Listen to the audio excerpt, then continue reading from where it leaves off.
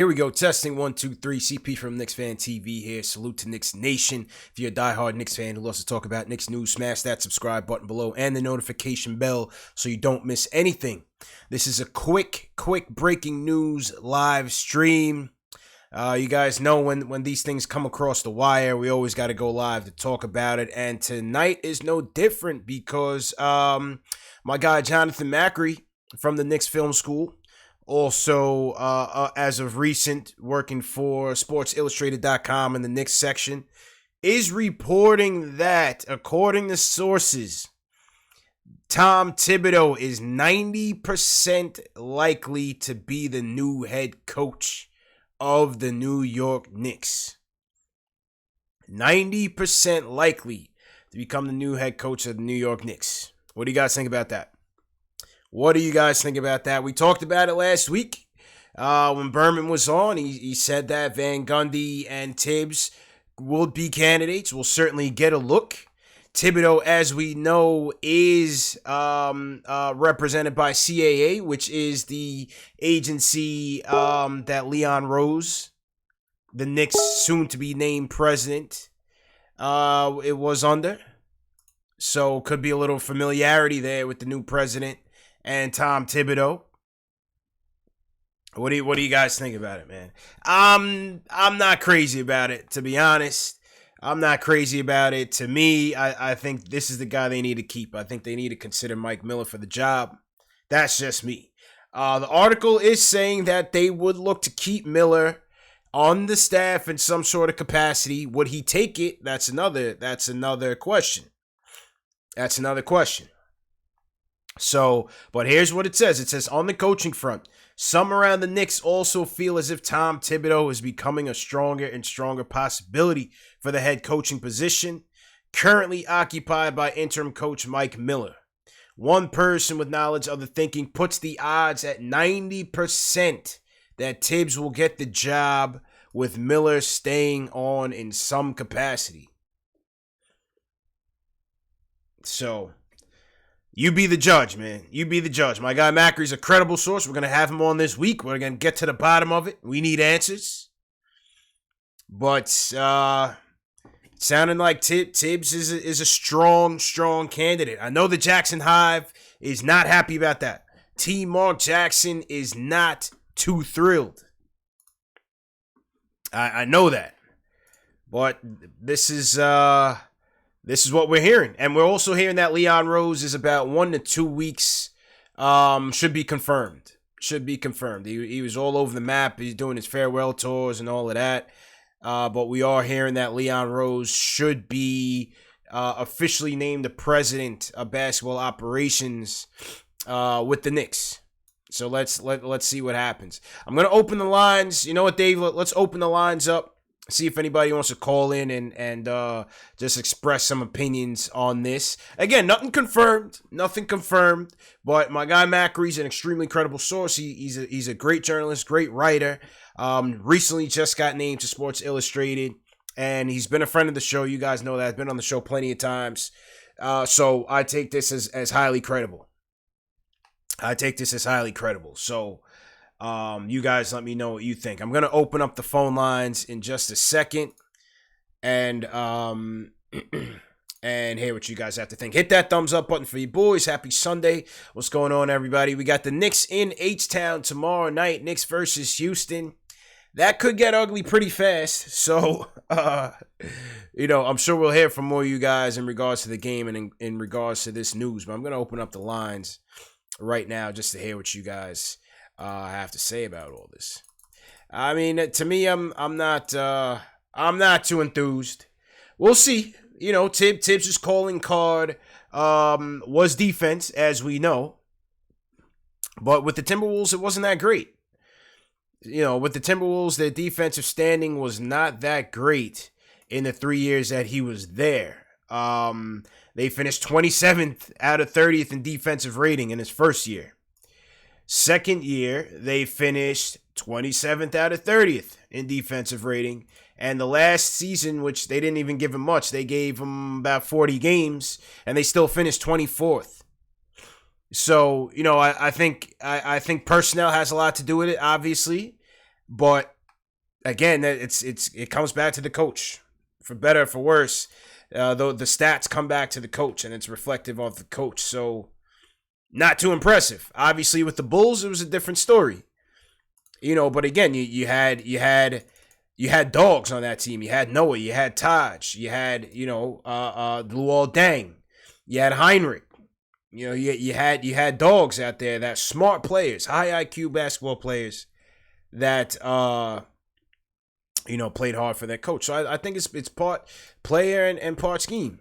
But again, that record is with Tibbs. His defense under Minnesota wasn't that impressive. And then the question is, what happened with the Jimmy Butler situation? There was definitely a fallout with Jimmy Butler and showing up to practice. They wanted to trade him. Tibbs thought that he was going to be able to keep him. And a mutiny breaks out. And Jimmy Butler lights the whole practice facility on fire and walks out, drops the mic on him. And that was that. So you have that. They questioned Tibbs' rotations in Minnesota. He tried to bring in the old Bulls. Like, he literally brought in the whole team. He brought in Taj. He brought in Luol Deng. He brought in Derrick Rose. And they all got prioritized in terms of playing time over a lot of the younger players. So that was another knock on Tibbs. On Tibbs. So again, how much... it's not to say that a guy will come here and be stubborn and the same mistakes are repeated. You would hope that guys learn from it. So how much will he learn from it if he's given the job?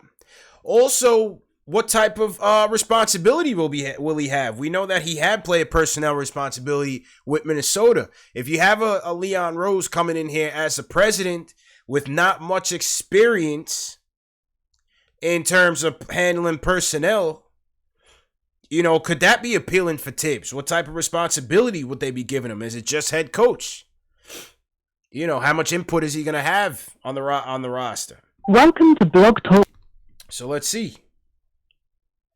Lot to think about. But yeah, this is just in from Jonathan Macri. So salute to everybody in the chat. Once again, hit that thumbs up button for you boys. CP from KnicksFanTV in here. A little under the weather, but hey, listen, when this news comes across, we got to hear from the nation. We got to talk about it and see what's going on. So let's get to the phones. I got everything tuned in. Hit that thumbs up button for you boys. And first call up, 516 area code. What's your name? Where you calling from, man? Hey, what's going on, CT? It's Will from Milan. What's happening? Will, what's good, bro? How you feeling, bro?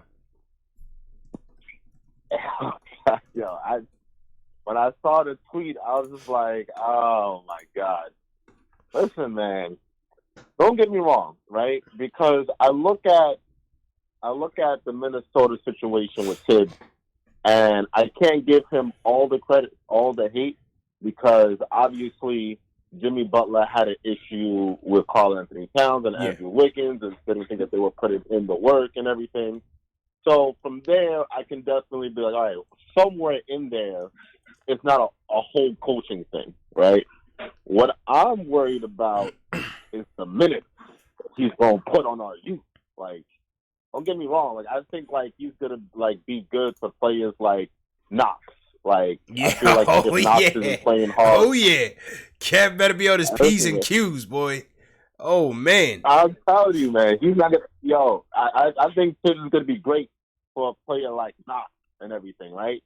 What I'm worried about is, that whole thing in the earlier of the year when they said, like, RJ was playing so many minutes or whatever, that's what I'm worried about. I'm just worried about these burnouts. I'm worried about if these kids can handle it, if these kids can handle what Tibbs, he's like an old school coach. Yeah. He's like an old school type of coach. So, that's what it is, man. I want to know about development. How is he going to will he have the patience for the development? As you said, I agree. Will he have the if he's named the coach, right? We don't want to jump the gun. But if he is named the coach, what will his philosophy be in terms of development? You know what I mean? If he is the coach, I just want a really good development coaching staff around him. This coaching staff is gone. All right. You look. I feel like players like Knox have regress. You know, Mitch hasn't done anything in terms of taking the next step with a jump shot or anything like that. So yeah, this I mean, DSJ is just god awful. So yeah, I need a whole revamp of a coaching staff. But you know what? Tibbs does have some cachet. He has been a coach for a while, so this isn't like a Fizz where like he had no track record. Right. He had nothing to show. He was just assistant to assistant. This is a guy he's been the head coach. He's helmed a team, went into the playoffs. He's been underneath pressure. So I take the good with the bad. You know, I take the good with the bad. Okay. All right. Appreciate the call, man. All right. So Will's cautiously optimistic. I think that if I could surmise Will's statements, he's cautiously optimistic. But yeah, what would Tibbs do with some of these young guys? You know, so they complained in Minnesota. He was running the young guys in the ground. A lot of you saying RJ's knees are done. You would hope not. Again, you know, are there lessons to be learned from his previous stops that he will implement? A lot of times they said that the assistants had to let him know that certain players were kind of maxed out in terms of minutes and you know, needed a breather. So again, let's see. Still early. Nothing set in stone. But this is what we are hearing right now. All credit to Jonathan Macri, the Knicks Film School, Sports Illustrated, Knicks edition, saying that 90% Tibbs to the Knicks. 347 area code. What's your name? Where are you calling from? Yo, what's good, man? It's Jay from Brooklyn. What's going on, man? Jay, what's good, bro? I gotta agree with you, man. I'm not too enthused either, but I will tell you this: I just feel if Leon Rose is on board, right, it's all about personnel. You know he's gonna want dogs on his team. I say I'm optimistic of the hire, but I'm weary of it because I'm a Mike Miller guy too, just like yourself. I think you give Mike Miller a better team with more spacing and everything. I think he will do a great job because I think the way he manages the game and his X's and O's, you see the improvement over Fitz. Yeah. You know what I mean? Mm-hmm. Mm-hmm. But I just feel with Tom Thibodeau and Leon Rose's connections, Leon Rose will get Tim the personnel we need for this modern game. You know what I mean? Because I just feel like right now I'm just watching Zion right now, and I see the spacing he has, and that's what we need. That's all we really just need shooters. I would say keep Bullock. Certain players that we have, and we already know who we need to get rid of. Yeah, I don't think Randall fits because he can't shoot a three. Yeah, he tries, but what is he shooting? 29%. Randall is a tough fit. Like man. He's a tough fit, and I'm looking at I'm just watching this game on NBA TV, and I see stretches. They got shooters around Zion, and that's what you need. And I think the biggest need, of course, is the point guard who could shoot. That's going to open up everything. I mean, I see a lot of people, Halliburton and things like that. I think, honestly, a lot of people are not even mentioning homeboy from the white boy from Nico Mannion. Arizona. Nico Mannion, yeah. Nico is he could shoot. He's deceptively tall. I think he's about 6'4", and he's a playmaker. And he could shoot off the pick and roll. Mm-hmm. So I think he kind of fits that. I like him. I think he's a better shooter than Lonzo. And I don't know about what's that dude with the jump shot that looks a little iffy. Halliburton. I don't know. Yeah, I don't. He looks. His mechanics look weird. But at least Nico could shoot. You know what I'm saying? And True. I think that's what we need. But I think I'm optimistic like you. I say just stay with Mike Miller. Okay. Because you just get him the personnel. I think he would do a great job, but I don't know. That's my take on it. I appreciate the call, my brother. Appreciate it, bro. Appreciate it, man. All right, man. All right, D from the Bronx. What's going on, man? Hey, how's it going, man? Good, bro. What's going on? So I just wanted to talk about the past hiring coach hiring of the Knicks, and I think we all should have known that Mike Miller wasn't going to stay the head coach because of how our history has been with hiring coaches for the last 5 coaches. They want to look for a name. They want to make the splash. They want to have the press conference. Yes. To bring some sort of what they feel would be good attention to the Knicks. Mm-hmm. All the while knowing that it's probably, once again, it's probably not going to work out. Even though out of the last 5 coaches that we've had, maybe Tibbs might be the best choice, but he's still not a great choice. Mm-hmm. Mm-hmm. You know what I mean? Yeah. So it's still just an up in the air thing. We're just gonna have to wait and see what he does. If in fact he is gonna get hired, we're gonna have to wait and see what he does and how how the players respond to him. And hopefully they can actually keep Mike Miller on the staff because the players do seem to respond to him pretty well. At least a lot better than they did Fitz. It's true. It's true, man. Good points, bro. Appreciate the call. Yeah, listen, Miller's in a tough situation. Even in the last game, the last loss to the Pacers, Alex Wolf, friend of the program, he was covering the Knicks Pacers game for Sports Illustrated Knicks. And again, the question came up, again, development versus playing the vets. I think Alex had asked him what was up with Harkless starting and Harkless's minutes because it just kind of felt like it was out of the flow of everything, especially when you had Dotson out there and so on. But Miller's in a tough place because he wants to build his resume. He wants to win. And so whether it's staying here with the Knicks as the potential permanent choice or going somewhere else, Cleveland just opened up. You may have some other openings coming up in the offseason as well, depending on how things shake out.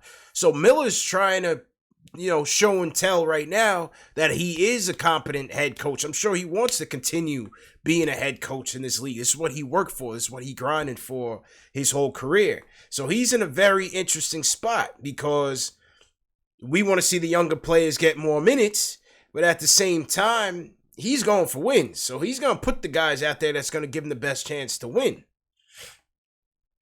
So it's a tricky situation. And he was also asked again about that balance between vets and the youngsters. And he was basically saying playing time isn't everything when it comes to development. And so we'll see. It's a very interesting dynamic. With Miller. So let's see what happens. Cap from Jersey, what's going on, bro? Hey, what's going on, CP? How you feeling? So I want to talk about the coaching search, and I kind of also want to respond to what you were just talking about in terms of development versus winning. Mm-hmm. So I'll speak to that first. I feel like I'm on board with Miller. I'm on board with you in terms of I like Miller's depth. Mm-hmm. And I feel like we as Knicks fans, or most Knicks fans, I'm very much different. I feel like we overrate this whole playing time development stuff. I'm of an old school type of thinking that a winning culture is paramount to just gifting young dudes playing. You got to earn your minutes. Mm-hmm. And I'm going to tell you what, I bet you Thibodeau is going to come in, and he's going to be old school style. Cats got to earn their minutes. Cats got to get a winning culture going. I bet you he prioritizes that thing first. Definitely. So, but I feel like we put too much emphasis as fans on, you know what, let's just give all the minutes to the kids and let them develop. Man, listen, our kids are trash, man. They got to earn their minutes. If they don't earn, RJ's earning his minutes, Mitch is earning his minutes. The rest of them, if they're not getting out, I'm not into this whole, just gifting the minutes. All right, one more thing I want to discuss. Mm-hmm. The coaching order. I like Mike Miller the best, and I feel like our organization does not value continuity. I think we need to put more emphasis on continuity. Yes, definitely. Too much change, everything changed. They're not even going to give this cat a shot, and he's showing something. You know what I mean? Yeah. So there's that. Thibodeau, like a lot of other callers have been saying, could be good, could be bad. It's like a wait and see. It's not the worst. Mark Jackson's the worst. I don't want that dude here. After what I heard about when he's in the Warriors, I'm moving that. and this organization is always about the big splash. Yep. Like I think the previous caller said, it's like we need competent people that are about to work. That's what we need. Anyway, good story, man. Good points, Cat. That's all I want to say. Appreciate it, Cat. Appreciate it. Yeah, I'm with Cat, man. I'm like, with the Tibbs thing, it's like it's not the worst, but I'm not overly enthused about it. To me, I would have rather just stick with Miller as the coach and let him grow with the team. Stability, man. Let's get some continuity in here. Get some better pieces that fit together with Miller, who's shown to be a good X's and O's coach. Get some better pieces in here that can actually go out there and execute. And maybe we'll be on to something. Maybe we'll see a little bit of improvement. On the youngsters and forcing the minutes, listen, I understand what he's saying. RJ's earned it. Mitch has earned it. Kev, probably not. But we're trying to figure out what's the best way to help these guys get better. And the opinions vary. The opinions vary from coaches across the league to players. Steph Curry was quoted as saying, the best way we learned was trial by fire, throwing us out there playing. It wasn't on the bench. You have the coach from Charlotte who's saying, Steve Clifford, who's saying, well, if you just throw the kids out there and one of them is bumming it up, then he's bumming it up for the whole group. You have Nick Nurse from the Raptors saying, play the kids, put them in the G League. There's so many paths to prosperity. We're just trying to figure it out. I couldn't tell you what the proper path is, but yeah, I would like to see some of these young guys getting some more time. So I don't know. Let's see. Salute to everybody in the chat once again. Hit that thumbs up button for you boys. We got 550 something people watching on Facebook. If you're new in the chat, leave me a hashtag new CP from KnicksFanTV. I'm one half of Knicks Post Game Live, the number one show for the fans by the fans, with my guy JL, so the Nick of Time Show. This is the show where we talk about Knicks news, Knicks rumors, and post game live analysis featuring live callers like what you're hearing right now. Remember, this show is available in audio podcast format, so if you miss any breaking news, anything on YouTube, it's always available in podcast format the next day. Spotify, iTunes, Google Play, Amazon Alexa, and Stitcher. For all you iTunes listeners, please leave us a review on iTunes. Very important that you do so. Hit that thumbs up on YouTube right now. Please hit that thumbs up button. It goes a long way. Helps us promote these videos. And this show only goes as far as you guys help us get there. So please hit that thumbs up. And lastly, vote. I put a poll in tonight's show. If you click on the little eye icon at your top right-hand side of the screen, there's a poll tonight on the Thibodeau situation. Do you like it? Do you not like it? Vote in tonight's poll, and we will announce the winner, announce the results before we get out of here. So to everybody in the chat once again. All right, a couple more calls before I run. Let's go to North Carolina. Towan, what's going on? Hey, what's going on? How you feeling, man? I'm all right. I'm not all right with this. I don't know why everybody is so down on Mark Jackson. This Mark Jackson thing, they blackballing him and everything else.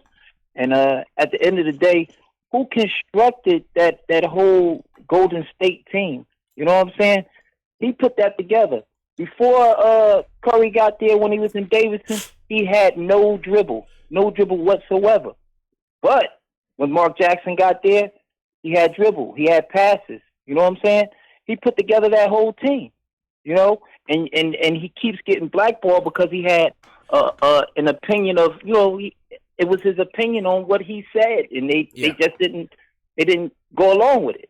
But at the end of the day, Mark Jackson is from New York, played with St. John's, Rookie of the Year. We forgetting that. And it'd be good for recruiting purposes in the city. You know what I'm saying? In the state, around the state, New Jersey, Connecticut, New York. We can't forget this. We gotta go past what he said 5-6 years ago. If he didn't put that team together, Kerr doesn't have a championship. Yeah. No, that's all true. That's all facts. But you also have to look at, listen, the whole league is blackball Mark Jackson, man. I can't tell you the exact reasons why. Right, but we got to get past that. We got to move on. We got to move on past that and look at wins and not Not Listen, what he man, said. I'm not in charge. I'm not in charge, Tawad. I'm not in charge. All I know is I understand. I want as minimum. You, but I want as minimum of I hear drama people of saying anything Mark as Jackson. possible. I'd rather have Tibbs over Mark and all this. This is people. I mean, I can't see you understanding basketball. This is a point guard. A great point guard. Listen, to me, I it was always my favorite point guard. I hear you, man. I appreciate the call. I can't listen. I don't know why Mark Jackson has not even gotten a look from anywhere across the league. All I'm saying is I want to keep the drama. I want to keep like the distractions at a minimum. This is why part of the reason I want Mike Miller to continue on, because he's a no ego, no nonsense guy. He's about his X's and O's. Come to the gym, leave, go home. That's it. You know, the Mark Jackson thing is a tricky subject, man. It's a tricky subject. I'd rather go somewhere else. Unless we're talking about like, you know, Red Auerbach coming back from the dead. The coaches like Mark Jackson, I get it, man, but I would just leave that alone, man. I would just leave that alone, honestly. I know the Jackson Hive is buzzing. You guys want that comeback feel good story. I'd stay away from it, man. I would stay away from that.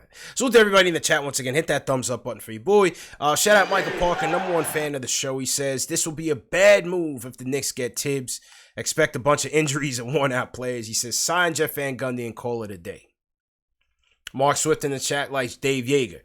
Shane Mack, salute Shane Mack. He says, let Miller grow the kids at the same time. Tweak the team. Tibbs would have been a good fit in the Knicks tape days. I hear that. You know, for a more veteran team. This is a young team. It's a tricky situation, man. Tricky situation. This was another, this was an article by Begley that touched on Mike Miller in terms of the whole development thing. Hold on one second. All right, so this is what Mike Miller had to say in terms of development. He says he talks to Scott Perry every day. They talk about personnel, talk about player development, and talk about everything every day, multiple times. They are in agreement as they go through this that they are high level trying to develop players. As we do that, he says the approach that we're taking is that their minutes are quality minutes. They're bringing value to the team when they're out there. We think that's helping them develop and moving forward. He says, again, we're looking at development in a lot of different ways, not just saying it's about you need 25 minutes a game to develop. I think there's more to it. There's more ways that we can help these young guys grow than doing that. They're getting experience and getting opportunities. They're learning, and we're seeing growth. So that was Mike Miller. That was Mike Miller. Basically saying it's not just about the minutes for them. It's about get quality minutes, which I agree with, because remember when DSJ came in there and was stinking up the joint, that was it for the night, and rightfully so. So I can definitely see it. I could definitely see it and understand it. And you know, by him saying it's not just about the minutes, it's got to be quality minutes. Gotta be quality minutes. So, well, let's see what happens, man. Salute to everybody in the chat once again. Hit that thumbs up button for you boys. Again, this just came in just tonight, a couple hours ago. Jonathan Macri of the Knicks Film School, of Sports Illustrated, friend of the program, is reporting that a source familiar with the Knicks is saying that Tibbs is 90% likely to be the coach. 90% likely to be the coach. So, I don't know. You guys be the judge of that, man. Michael from Massachusetts, what's going on, man? CP, how you doing tonight? How you doing, bro? I'm up here in the Celtic country, but I'm a big Knicks fan. Okay, hold it down out there, man. Be careful out there, man. People are dangerous. Yeah, it's cool. It's cool. But listen, millions are earned. You know where you earn them at, young players? You earn them in practice. You don't give young players minutes, man. You earn it in practice. You know, and I hear people want give the young guys minutes. No. You earn those minutes. When I played, I had to earn my minutes. And when I earned him, I moved the guy out.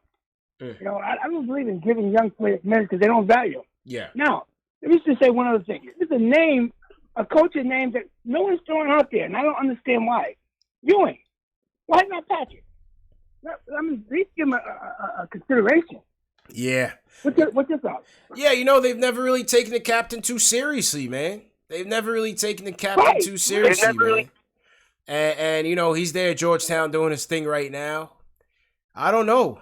I'm not sure. You know, big men never really get that much opportunities for head coaching jobs in the NBA, if you really look at it. It's always the guards. The guards always get the most opportunity. Big men never really get that much of a look. He was an assistant for a long time under Stan Van Gundy, under Jeff in Houston and in Orlando. Yeah, I don't know. But at the same time, I like Ewing. I like to remember him just like that, you know, from his playing days, you know. I don't want him to come here and be the coach and then we talk about fire him after 2 years. You know what I mean? I don't want to tarnish my memories of Patrick Ewing in that way. You know what I mean? It took us a while to get over the missed finger roll and the no championships to get us into a good spot with the captain right now. You know what I mean? I'd rather remember him in that glory. See, Pete, that wasn't Ewing's fault, though. They never put that next Hall of Famer next to him. Had they did that, they would have won a championship. Sure. Maybe two. Sure. But remember Willis Reed? He coached. I mean, give a man a look, man. That's all I had. Give him a look. He loves the Knicks. He loves them. You know, you want to holler about Mark Jackson? Well, hey, give Ewing a look. All right. Appreciate the call, man. Nice to hear from you, Michael. Let's go to Anthony from Queens. Anthony, what's going on, man? Hey, CB, what's up, man? How's it going? Can you hear me? Yeah, man. Loud and clear. What's going on? Hey, what's up? Yeah, I just wanted to just give a shout out. I think the guy that I think we should be going for is Jay Wright from Villanova because of the fact that he's had success at the collegiate level, and I think his next step up is the big leagues. And I think I want to see him in the NBA, and I think he could translate some of that success he got from college over to the pros. I think we got to give him a look before we start looking at other folks. Yeah, well, you know what the issue is, and appreciate the call. He already said he doesn't want to come to the Knicks. The rumor had came out last week. Adam Zagoria or something had said that, you know, Jay Wright, the Knicks are hot after Jay Wright, but he already turned that down and shot it down quickly. He said he's not going to the Knicks. Like I said in the previous show, Jay Wright is making like NBA league salary average for a coach. He's got it made at Villanova. He's the king of Philly right now. He's got Nova, 12th ranked team in the nation once again at the top of the team. You know, going in full steam in March Madness. They're going in hot. I don't see them any chance of him leaving, honestly, unless he gets very tired of Villanova and just wants a new challenge. But I don't see why he would. Not this one. This is a huge challenge. I don't see it. He's got it made at Nova right now, so I just don't see it happening. All right, Delano, close this out, man. Delano to close it tonight. What's going on, bro? Yo, what's going on? Salute to everybody in the chat, man. Salute to UCP. Yes, sir. What's going on, bro? Hello? Yep, loud and clear, man. Oh, yeah. Just, you know, I'll be honest. I'm kind of over the big name coaches and the coaches with already built up resume that really didn't amount to nothing. I mean, we can sit here and debate, you know, Tibbs' resume, but I'm looking at the fact that what young player or what team has he had where he had multiple young players? Everybody that he's played, that he's coached on the pro level has already been established veteran guys outside of maybe the Wiggins and Karl Anthony Towns. But his calling card isn't development, it's defense. Yeah. But he also had the plethora of players that focused on defense. Joakim Noah was a defensive player. Yeah. Taj Gibson, defensive player. Jimmy Butler is known for being a defensive player. They drafted him specifically for defense before he did everything else he's doing now at the all-star level. So who on our team looks like that guy that he would come in and say, you know what? That's my guy right there on the defensive end. Kevin Knox ain't it. Yeah.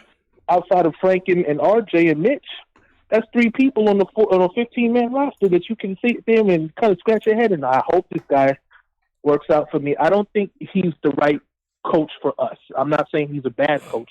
It's not the right one for us. We're young and we need to develop. And I feel like Give Mike Miller his opportunity.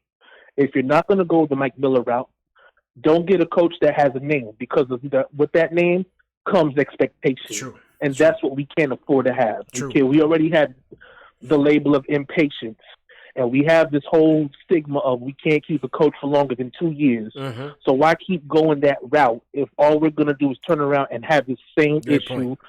another 2-3 years from now? We got the wrong coach, and we got the wrong players. And at some point, we got to stop and just say, you know what? We need a full rebuild. And a rebuild, unfortunately, means we have to start from the bottom.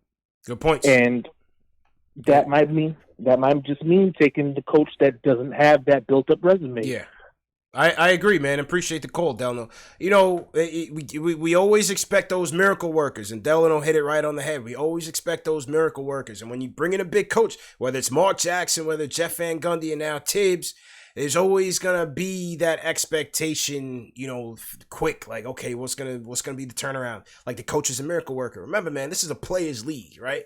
This is a players' league. You're a 1-2 superstar team before you can really start making noise. And how much is the coach really responsible for turning those guys into that?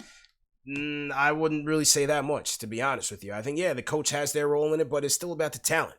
It's still about the talent. So. I would, you know, like Delano said, I would much rather stick with a Mike Miller or a coach that can kind of fly under the radar, man, and that we'll be patient with for this rebuild. So, I think Delano hit it right on the head. Right on the money. So, let's see what happens. Again, this is all just speculation, people. All just speculation. I just want to come on and touch on it a little bit, get your opinions on it. And we'll see, man. Once again, hit that thumbs up button for your boy before you get out of here. Knicks and Rockets tomorrow night. We will be back for post-game live. CPJ, LSU guys, more phone calls. We'll take your calls on Tibbs. Probably going to be an ugly game, so we'll take your calls on the game as well. And, yeah, man. Remember, this show is available in audio podcast format. For those of you on the road, all your truck drivers, all your delivery workers, you can't watch YouTube. Check it out on podcast format, Spotify, iTunes, Google Play, Amazon Alexa, and Stitcher. Real quick before I leave, definitely want to shout out Bad Book 1 for the super chat. He says, a great with baggage you sign as head coach. Mark Jackson ain't a great. No to Mark Jackson. He says, thanks Stephen A for calling in tonight. So salute to Bad Book 1. Salute to everybody in the chat, man. All the mods. Appreciate you guys. What you guys think of that Wilder Fury fight, man? Fury takes home the title.